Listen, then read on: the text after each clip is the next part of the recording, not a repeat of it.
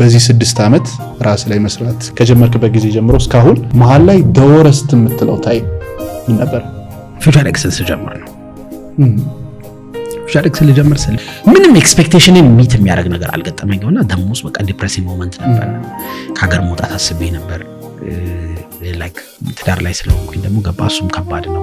ከዛ ደግሞ ባለቤቴ ደግሞ ልትወልድ ስትል ታመመች። በጣም እርግዝናው ሲመጣ በጣም አመማት እና እሱ ደግሞ ይበልጥ ከባድ ሞመንት ነበር። ላይክ ክረምት ላይ ነበር። በቃ አይ ዶንት ኖ ላይክ ሁሉ ነገር ተመሳ ኢንስፓየር ኢትዮጵያ ላይ ቪዲዮ መልቀቅ አቆምኩኝ። ቢኮዝ የሆነ ሰዓት ፎከስ ማድረግ ነበረብኝ ቢዝነሱ ላይ። ላይክ እያወራው እስከመቼ እኖራለሁ ምናምን ብዬ ነው ራሴን እንትን ብለው ገባ።